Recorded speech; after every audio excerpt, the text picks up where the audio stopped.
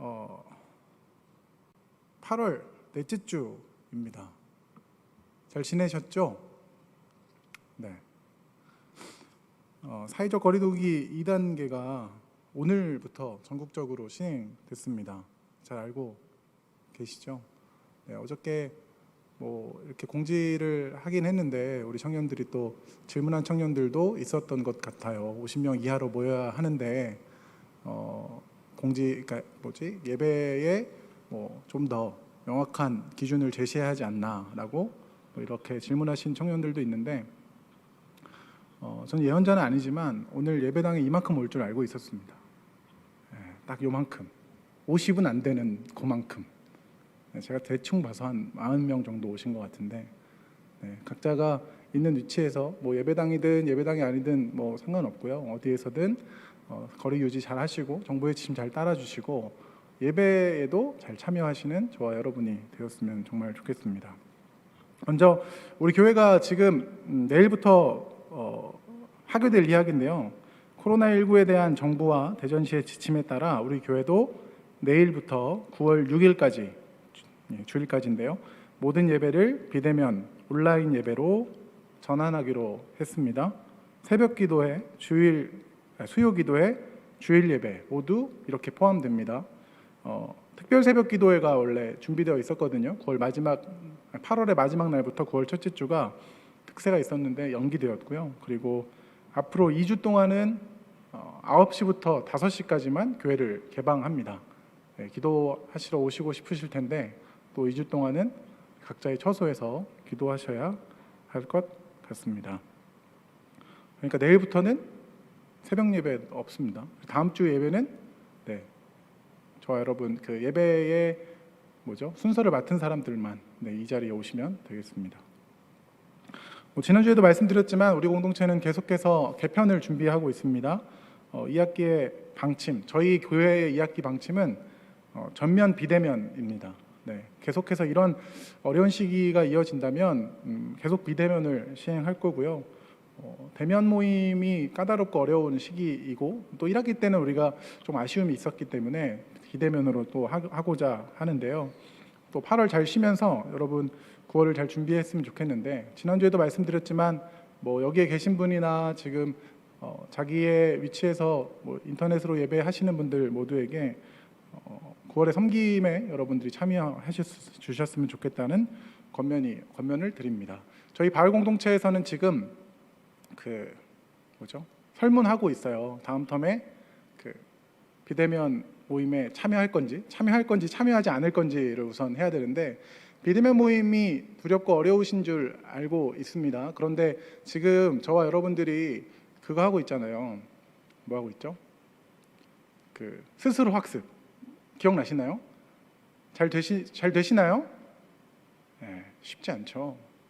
쉽지 않아요. 혼자 하는 거 쉽지 않습니다. 여러분에게 권면드리는 건 비대면보다 스스로 신앙생활이 더 어렵습니다.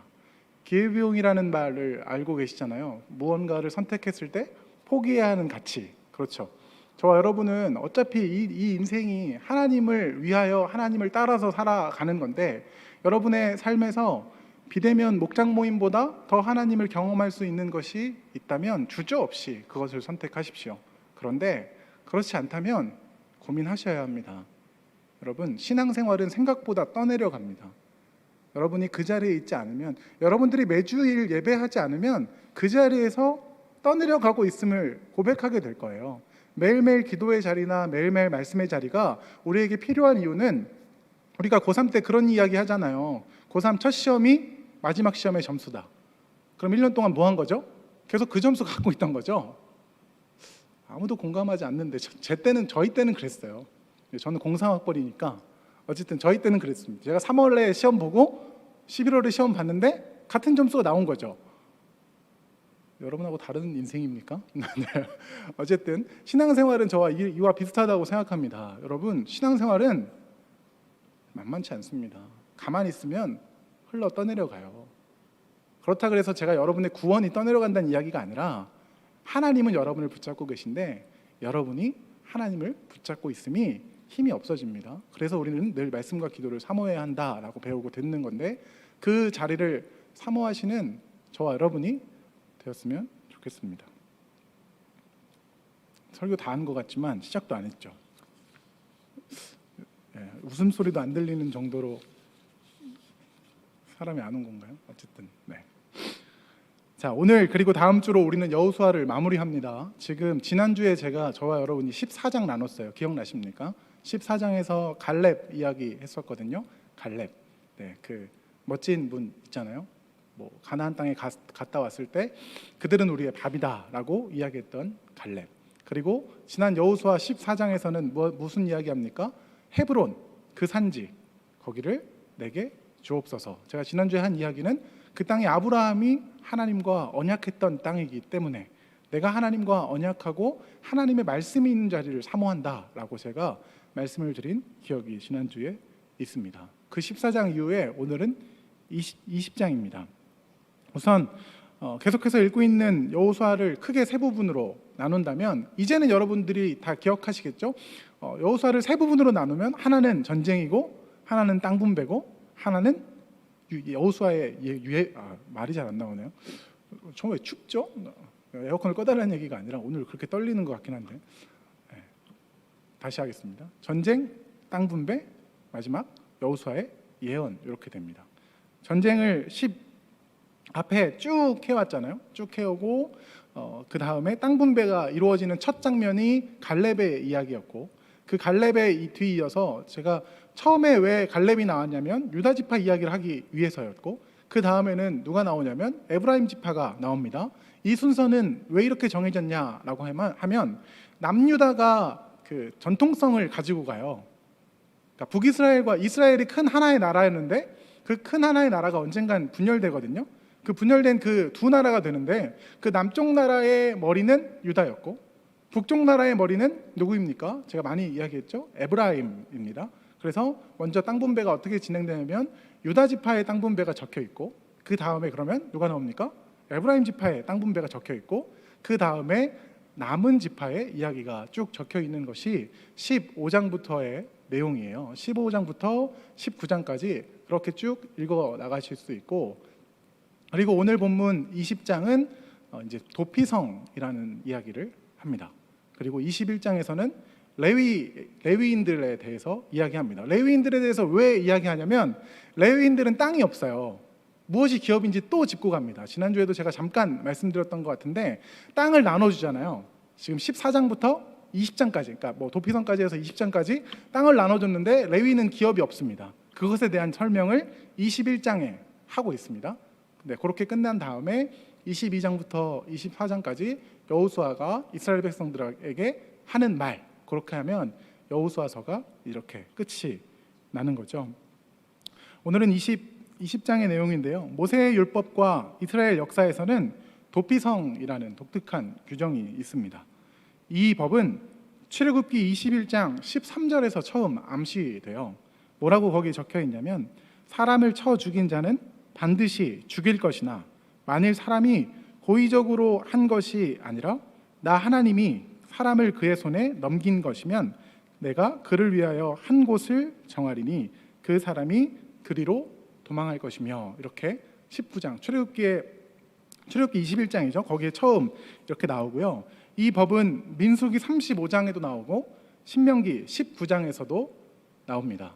그렇게 나왔던 이 이야기가 오늘 여호수아서에서 정말 하나님의 약속이 성취되는 이야기로 먼저 시작되는 거죠. 하나님께서 모세를 통해서 명령하셨던 그 명령을 가나안 땅에 들어가면 이렇게 해라라고 말씀하셨던 그 명령을 여호수아가 가나안 땅에 들어가서 실질적으로 그 일이 이루어지는 것으로 오늘 본문이 그려집니다. 도피성은 부지 중에 실수로 사람을 죽인 자가 피해 보복을 피할 수 있게 한 성읍입니다. 제가 지금 약간 라임을 맞췄는데 잘 못 알아들으셨죠? 어쨌든 여기서 이제 부지중이라는 것은 저 여러분이 알다시피 이제 모르는 중에 이제 그 일이 범해진 거거든요. 실수로 사람을 죽인 자, 고의적으로 사람을 죽인 자는 반드시 사형에 처한다고 성경은 분명하게 말씀합니다.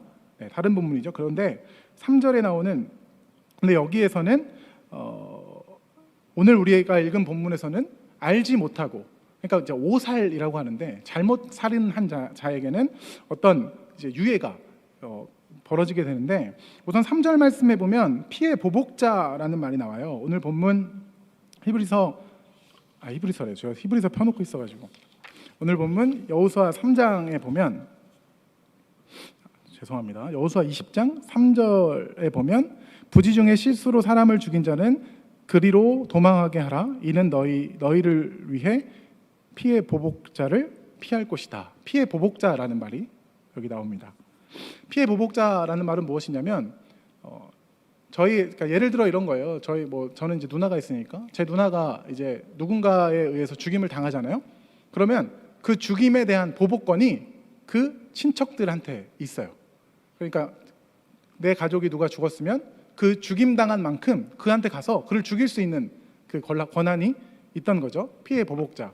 이게 상속이라는 말과 같이 똑같은 단어로 쓰여지는데, 이 피해 보복자로부터 이제 피할 수 있도록 피해 보복자가 따라오지 못하게 어떤 성을 마련하는 장면이 오늘 나오는데, 피살자의 가장 가까운 형제나 친지, 이 사람들이 이제 피해 보복자가 됩니다. 죽은 사람의 피해에 대한 대가를 갚아주는 거죠. 죽은 사람의 가족이 부지 중에 살인을 저지른 자에게 보복을 할 수 있기 때문에 그 보복을 피할 수 있도록 마련한 성읍, 마련한 법이 오늘 우리가 함께 읽은 이 도피성에 관한 규례입니다. 실수로 살인을 저지른 자는 도피성 성문으로 가서 그 성읍 장로들에게 자신의 사고를 말합니다. 장로들은 그에게 도피성의 한 곳을 그 도망쳐온 그에게 내어주어 그자가 회중 앞에서 재판을 받기까지 거할 수 있게 해줍니다. 고의적이 아니었다는 예가 신명기에 기록되어 있는데, 신명기는 굉장히 구체적으로 이야기합니다. 제가 읽어드릴게요. 살인자가 그리로 도피하여 살만한 경우는 이러하니 곧 누구든지 본래 원한이 없이 부지 중에 그의 이웃을 죽인 일, 가령 사람이 그 이웃과 함께 벌목하러 산림에 들어가서 손에 도끼를 들고 벌목하려고 찍을 때에 도끼가 자루에서 빠져 그의 이웃을 맞춰 그가 죽게 함과 같은 것이라. 이런 사람은 그 성읍 중 하나로 도피하여 생명을 보존할 것이라. 굉장히 구체적으로 나와 있죠. 무슨 얘기인지 아시겠죠? 도끼질을 하는데 도끼 머리가 날아가가지고 사람이 맞아 죽은 거예요. 그러니까 의도 없이 죽은 것을 이야기합니다. 이런 사람들이 도피성에 들어올 수 있다라고 이야기하고, 그런데 도피성이 들어올 수 없는 자도 이야기합니다. 그러나 만일 어떤 사람이 그의 이웃을 미워하여 엎드려 그를 기다리다가 일어나 상처를 입혀 죽게 하고 이 한 성읍으로 도피하면 그 본 성읍 장로들이 사람을 보내어 그를 거기서 잡아다가 보복자의 손에 넘겨 죽이게 할 것이라. 내 눈이 그를 긍휼히 여기지 말고 무죄한 피를 흘린 죄를 이스라엘에서 제하라. 그리하면 내게 복이 있으리라. 이것이 신명기에 나오고 있는 도피성에 대한 규례입니다. 들어올 수 있는 자와 들어올 수 없는 자가 명확하게 나누어져 있고, 계획적으로 살인한 자는 그 도피성에 들어올 수 없다라고 기록되어 있죠. 그의 사건을 다룬 재판에서 그의 사건이 고의적인 것이 아니었다는 사실이 판정되면 그는 당시에 대제사장이 죽기까지 그 도피성에서 살 수 있었습니다. 그리고 그는 그 도망한 자죠. 그 도망한 자는 도피성에서 살다가 대제사장이 죽은 후에 자기 성읍으로 돌아갈 수 있다라는 말이 오늘 본문에 쓰여진 말이죠. 대제사장이 죽고 새로운 제사장이 대제사장이겠죠. 그 대제사장이 세워지면 이제 사면된다로 이해할 수 있습니다. 계속해서 제가 지식에 대해서 계속 이야기할 건데요. 도피성의 위치에 대해서도 오늘 본문에 나옵니다.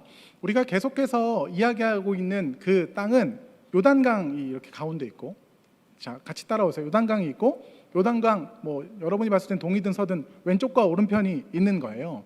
이 도피성은 왼쪽에 3개, 오른쪽에 3개가 만들어집니다.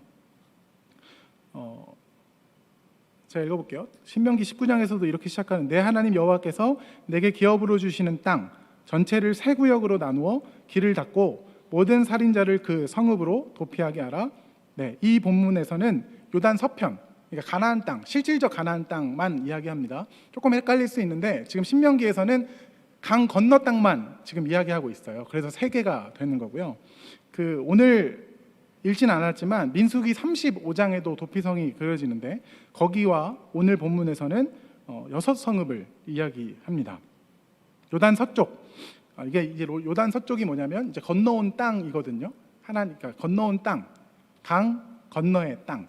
이게 제가 계속 이야기하다 보니까 헷갈릴 수도 있는데 어렵습니다. 왜냐하면 하나님께서 주신 땅이 요단을 건너야만 있는 것처럼 보이는데 하나님이 강 건너기 전에 두 지파 반에게 땅을 주신 게 있어요. 기억나시죠? 강 건너기 전에 땅을 주셨기 때문에 강 건너기 전에 도피성이 3개, 강 건너서 도피성이 3개가 주어지는 겁니다. 어쨌든 그 이름들이 이러한데 요단 서쪽에는 여러분 이제 이름들 이야기하면 안 들으실 거지만 잘 들어보세요. 왜냐하면 이 이야기가 구약을 읽을 때마다 자주 등장하는 땅들입니다. 먼저는 납달리 산지의 갈릴리 게데스, 중부 에브라임 산지의 세겜, 남부 유다 산지의 헤브론. 이 헤브론은 지난주에 갈렙이 달라고 했던 그 땅이거든요. 이렇게 세 개. 동쪽에는 베셀과 길르앗 라못과 바산 골란, 이런 땅을 도피성으로 삼습니다. 지리적으로 이 지역들은 하나님께서 기업으로 주신 땅을 보세요. 제가 이렇게 적어놨는데 기업으로 이제 땅을 이만큼 이렇게 직사각형으로 주셨다 그러면 그걸 그냥 6등분 하면 됩니다. 우리 또 수학하는 사람들이 많으니까 3행 2열로 나누면 돼요.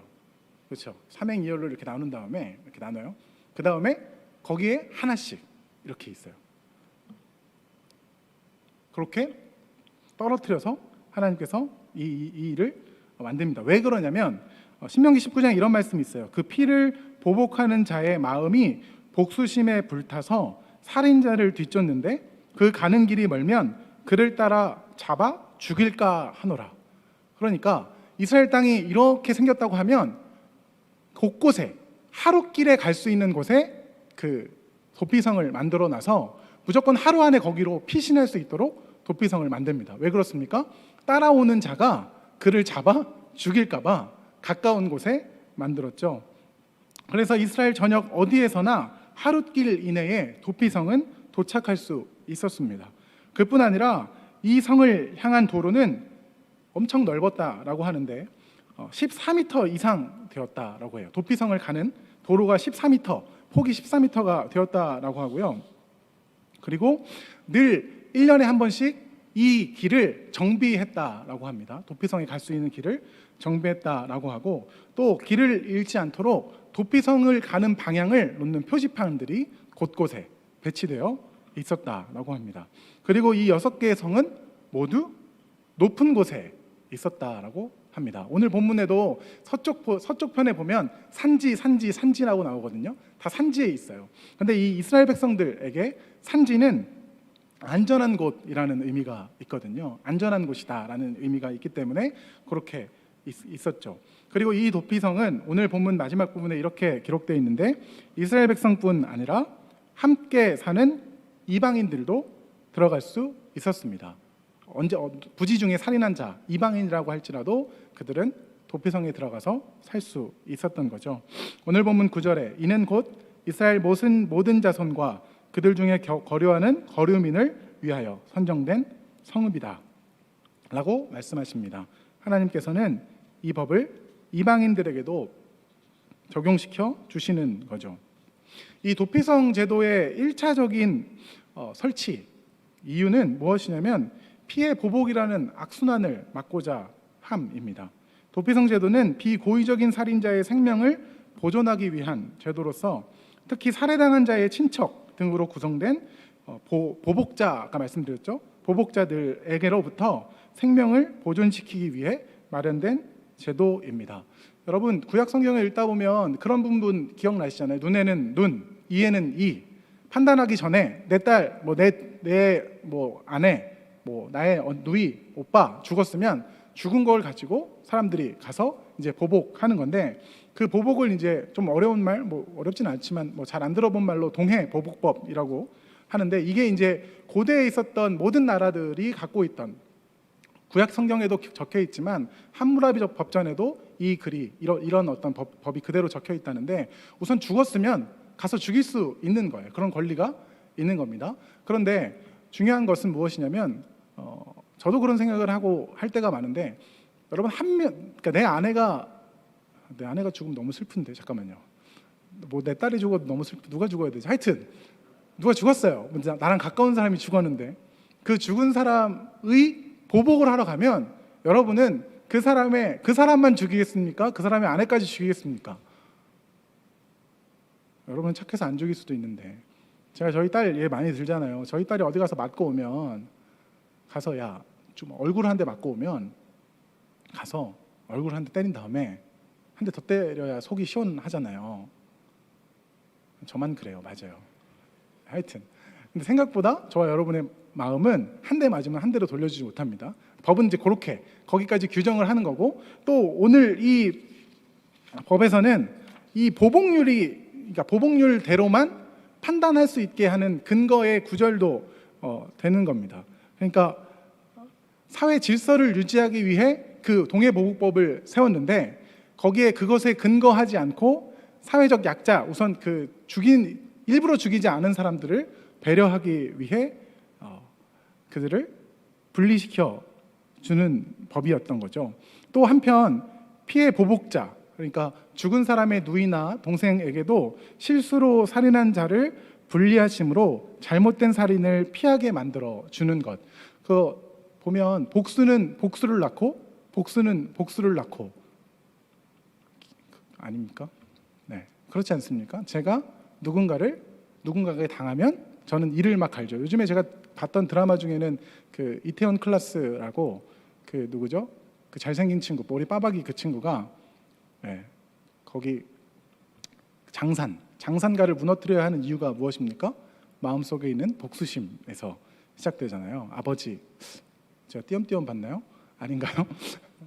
거기서 시작되잖아요. 복수는 복수를 낳고, 그 복수한 것은 또 복수를 낳는데, 그것에 대한 차단이라고 1차적으로 볼 수 있습니다.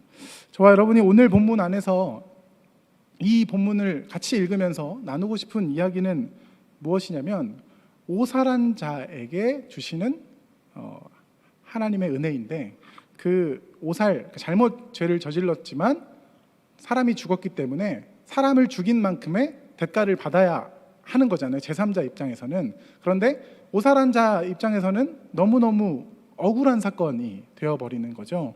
하나님께서는 기초사회 질서를 유지하시기도 하시지만, 분명하게 오늘 본문에서 우리가 들을 수 있는 하나님의 마음은 억울함을 풀어주시는 하나님입니다. 하나님은 우리의 억울함을 풀어주십니다. 여러분, 억울해 보신 적 있어요? 있죠. 우리가 이 나이 먹도록 억울해 보지 않은 적이 없죠. 생각보다 억울할 일이 많아요. 저는 지지난주 벌써 한 달쯤 됐는데, 뭐가 그렇게 억울했냐면, 주차를 했거든요. 도로에 주차를 했는데 딱지가 끊겼어요. 저만 교통법규 위반하잖아요. 어쨌든 주차를 했는데 딱지가 끊겼습니다. 근데 이제 주위를 돌아보니까 제 뒷차도 끊겼어요. 딱지가 끊어졌는데, 저기 멀리 보니까 흰 차가 딱지가 없는 거예요. 너무너무 억울한 거죠. 왜? 나는 그와 다른 것이 무엇인가? 그래서 제가 제 핸드폰으로 그 차를 찍었죠. 너무너무 억울해서, 이 차는 왜 딱지를 끊지 않았고 내 차만 딱지를 끊었는가? 그래서 제가 전화를 했어요. 그래서 막 퍼부었죠. 그래서 저 엄청 좀 이렇게 부끄러웠는데, 제가 그 일을 겪으면서 그 작은 일에도 억울해서 못하는 나를 보는 거죠. 저와 여러분의 삶 가운데 이 정도 억울함이 아니라 감당할 수 없는 억울함이 저와 여러분의 삶에 있다면 늘 그것이 우리 마음 한켠에 있을 텐데, 이 삶에서 그 모든 것이 해결되지 않을지라도 하나님은 그 억울함을 들어주신다는 것을 기억하시고 믿으시기 바랍니다. 이게 하나님이 해결해 주셔야지 그 억울함이 풀어지는 것이 그럴 것 같지만, 하나님은 그 억울함을 듣고 계시고 반드시 어떤 날에 그것이 오해였고 그것이 잘못된 이해였다면 실마리를 풀게 하실 것이라는 것을 기대하시는 저와 여러분이 되었으면 좋겠습니다. 오늘은 장로들이 이 이야기를 들어주잖아요. 아, 너가 억울하구나. 억울하니까 이 도피성으로 들어와 라고, 어떻게 보면 이 법은 해피엔딩으로 끝나는 것 같지만 생각보다 이 여호수아 이후의 도피성에 대한 이야기는 잘 나오지 않습니다. 이 이야기가 그대로 지켜지는 이야기로 드러나지 않아요. 그렇다면 저와 여러분의 삶은 어떨 것 같습니까? 억울함을 호소해도 잘 해결되지 않습니다. 제가 해결되지 않는 것을 점을 찍으려고 그러는 것이 아니라 하나님은 저와 여러분의 억울함을 들어주시는 분이시라는 것을 기억하시는 분이 되었으면 좋겠습니다. 하물며 제가 여러분의 이야기를 듣지 않을지라도, 제가 그렇죠? 제가 여러분의 이야기를 듣지 않을지라도, 듣지 못할지라도 하나님은 여러분의 억울함을 들어주시는 분이십니다. 반드시 하나님은 그 억울함에 대해서 해결해 주실 분이시라는 것을 믿고 하나님을 의지하시는 저와 여러분이 되었으면 참 좋겠습니다. 계속해서 여기에서 조금 더 깊이 있게 봐야 할 부분이 있습니다. 도피성은 부지 중에 죄를 지은 자의 피난처이거든요. 부지 중에 죄를 지은 자, 잘 모르고 죄를 지은 자, 알지 못하고 지은 죄에 대해서 지금 피난처가 되는 거죠. 자, 알지 못하고 지은 죄는 죄의 값이 있을까요? 없을까요?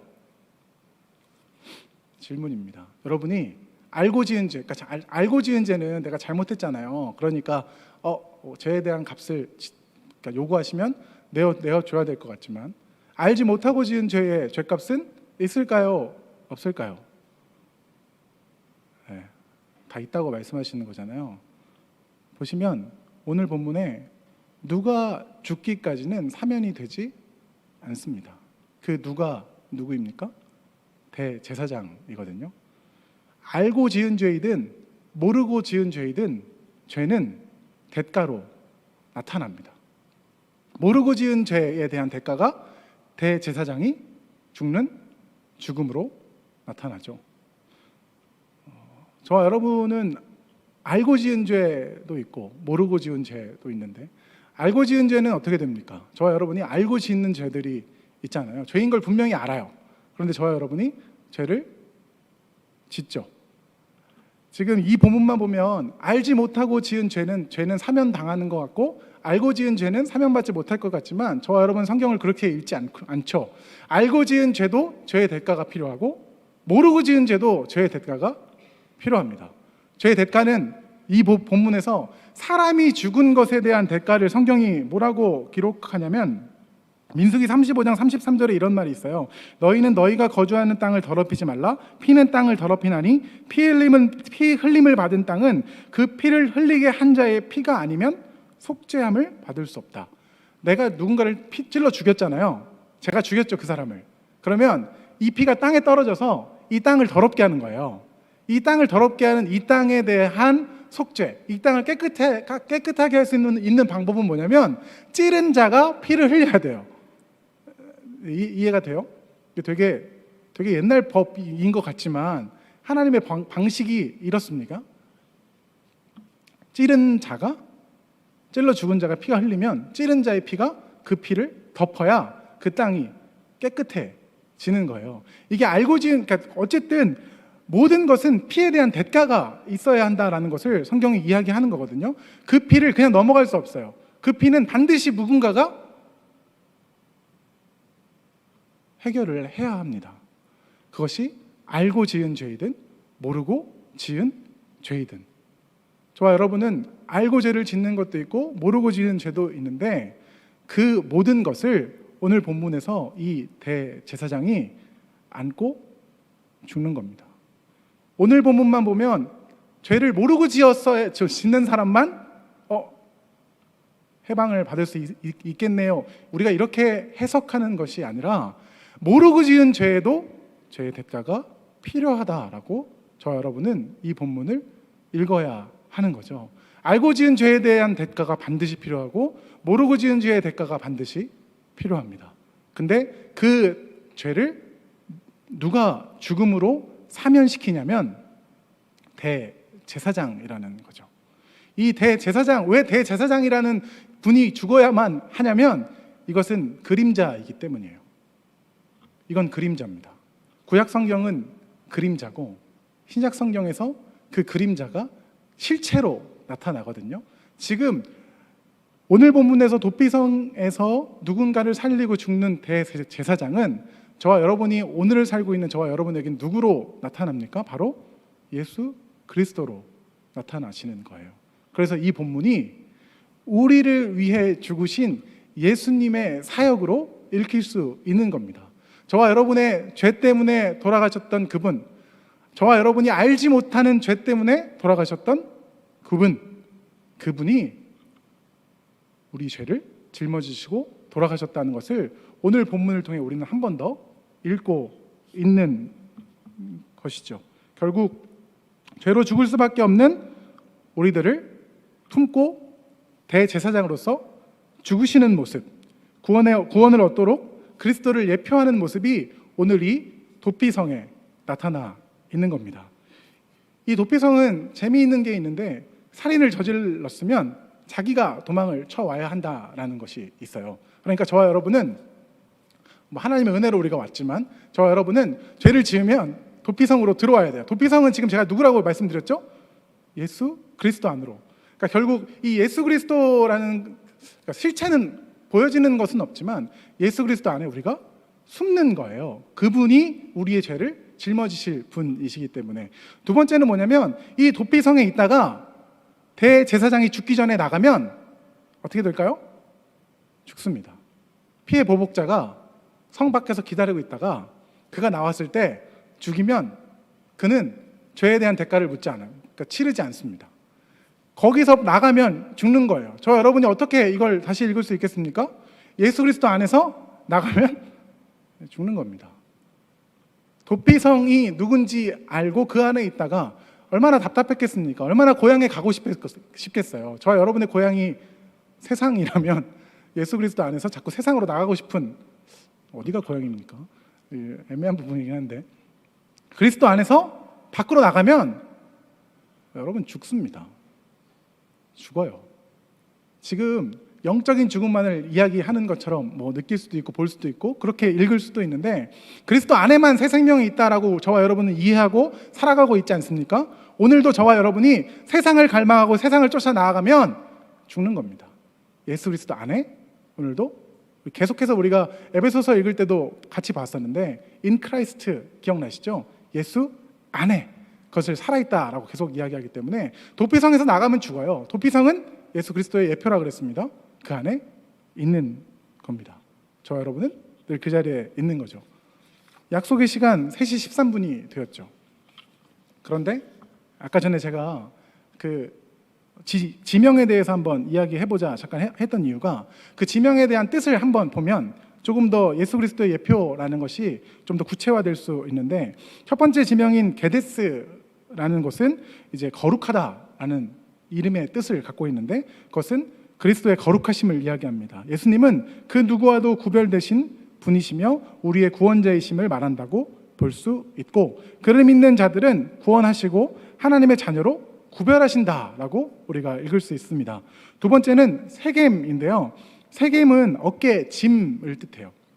그런데 우리가 기억하는 잘 아는 본문 있지 않습니까? 수고하고 무거운 짐진 자들아 다 내게로 오라. 이런 것들이 그냥 써진 게 아니라 다 하나님의 계획 안에서 쓰여진 것이기 때문에 우리가 또 이렇게 읽는 거거든요. 우리의 모든 무거운 짐을 어깨에 메시고 십자가에 죽으셨던 예수님의 사역을 떠올릴 수 있습니다. 우리 지난주에 이야기했던 이 헤브론이라는 단어의 뜻은 연합, 동맹, 교제라는 건데, 조금 전에도 강조했지만 그리스도 안에서 이것을 이제 헤브론이 나타낸다라고 할 수 있는데, 예수님은 하나님과 우리를 연결하고 연합하게 하시는 자이심을 이 지명에서 읽을 수 있고요. 베셀은 요새라는 뜻을 갖고 있어요. 요새가 무엇입니까? 누군가도 쳐들어올 수 없는 그런 것을 요새라고 하잖아요. 주님은 우리의 요새가 되십니다. 예수님은 환난을 당하는 자의 요새가 되신다라는 거. 피난처 있으니 환난을 당한 자 이리 오라라는 찬양이 그래서 있는 거라고 우리가 이해할 수 있습니다. 길랏 라못도 있는데, 여기는 이제 언덕이라고 이야기하는데, 아까 제가 말씀드렸죠. 높은 곳은 안전한 곳을 뜻한다라고 말씀드렸는데, 이 언덕 고지를 뜻하는 이 라못도 예수님을 그리는 말이라고 이해할 수 있고요. 이 골란이라는 말은 이제 기쁨입니다. 기쁨이라는 의미를 갖고 있는데 이 그리스도로 인한 기쁨을 이야기하고 있죠. 성경에 나오는 어떤 지명들은 그냥 써진 지명들이 없어요. 여러분 잘 아는 것처럼 뭐 베델, 하나님의 집 아닙니까? 엘림 하면 뭐죠? 목을 축였던 곳. 이게 다 지명이 다 뜻을 포함하고 있거든요. 분명하게 오늘 본문에서 그 도피성으로 지명된 그 지명의 장소들은 다 어떤 그런 의미들을 갖고 있습니다. 이것을 이제 그리스도 안에 녹아진 속성이라고 볼 수 있는 거죠. 저와 여러분은 지금 그 도피성 안에 있는 자들이라는 겁니다. 여러분, 도피성, 무언가로부터 도망쳐 온 사람들, 저와 여러분입니다. 도망치다라고 하니까 되게 나쁜 말 같지만 도망치다라고 할 정도로 세상에서 빠져나온 사람들이 저와 여러분이어야 해요. 세상에서 나오는 것이 무엇인지 아직도 잘 모를 수도 있지만 그것이 무엇인지를 알아가는 것이 저와 여러분의 지금 청년의 때일 수도 있지만 우리가 지금 기억해야 하는 것은 도피성 안에 우리가 있어야 한다는 것. 그러니까 있어야 한다는 것으로는 안 되고요. 있다는 것을 기억하십시오. 내가 도피성 안에 있다. 그런데 마지막으로 제가 여러분하고 같이 나누고 싶은 건 도피성 안에 우리가 있지 않습니까? 그렇죠. 이 도피성을 우리가 오늘 말로 하면 도피성이 예수 그리스도인데 이 도피성이 교회로 다시 읽을 수 있어요. 예수님을 머리로 하고 저와 여러분이 지체된 이 교회가 도피성이에요. 그럼 도피성에는 누가 오냐면 죄를 지은 사람들이 오는 겁니다. 죄를 지은 사람들이 이렇게 와요. 오늘 본문에서도 장로들이 도피성에 들어온 사람들에게 무엇을 줍니까? 그들이 거할 곳을 주고 있는 모습으로 나타나고 있지 않습니까? 저와 여러분에게 이 교회가 도피성이라면 누군가가 왔을 때 쉼과 안식을 주는 그런 우리 교회가 되었으면 참 좋겠습니다. 여러분 마음 한켠을 넓혀 주십시오. 누군가가 도피성을 구하러 왔을 때 그것은 이제 우리 교회 대덕한 빛 교회만 이야기하는 것이 아니에요. 여러분이 교회잖아요. 여러분 한 사람 한 사람이 도피성이 될 수 있는 자가 되었잖아요. 성령이 내주하심으로 인해서 저와 여러분이 교회가 된 자들이고 그 예수 그리스도와 연합한 저와 여러분은 도피성이 되었고 다른 말로 교회가 되었는데 그 교회는 무엇을 하는 사람들이냐면 죄 지은 자들을 받아줄 수 있는 사람들이어야 한다라는 거죠. 그 사람들을 받아줄 수 있는 것. 저와 여러분들이 오늘을 살아가면서 나만을 위해 내 신앙을 위해 내가 하고 싶은 것을 위해 신앙생활을 하는 것이 아니라 오늘 도피성이 그 역할을 감당했던 것처럼 예수께서 그 역할을 감당하셨던 것처럼 우리는 우리의 곁을 열어주는 그들이 쉴 수 있도록 그들이 안식할 수 있도록 우리의 여지를 두고 그들을 받아줄 수 있는 그 사역을 오늘 감당하는 저와 여러분이 되었으면 좋겠습니다. 이것이 오늘 우리가 해야 할 일입니다. 저와 여러분이 그 도피성의 역할을 잘 감당했으면 좋겠습니다. 우리 교회가 누군가를 받아주고 정죄하고 판단하는 것에 머무는 것이 아니라 오늘 기도도 했지만 거기에 머무는 것이 아니라 받아주고 용납하고 왜 그렇게 할 수 있습니까? 주께서 나를 도피성으로 받아주셨기 때문에 모든 것은 은혜가 먼저입니다. 하나님께서 우리를 도피성으로 받아주셨기 때문에 알고 지었던 모르고 지었던 내가 내 아들을 보내서 죄를 면케해 주신 그 은혜에 감격하여 그리스도와 연합된 저와 여러분은 오늘 그 도피성으로서의 역할을 잘 감당해 내었으면 좋겠습니다. 오늘 굉장히 귀한 찬양 했잖아요. 나를 통하여 나의 입술을 인하여 주의 이름을 높임을 받으셔서 찬양했는데 저와 여러분은 입술로 찬양하며 삶으로 고백해야 되는데 무엇을 해야 되냐면 여지를 남기는 겁니다. 누군가가 들어올 수 있도록 누군가가 나로 인해 쉼을 얻을 수 있도록 그 사명을 그 도피성적인 예수 그리스도에 연합된 자로서 도피성의 사명을 잘 감당하시는 우리 모든 공동체 한 사람 한 사람이 되시기를 주님의 이름으로 축복합니다.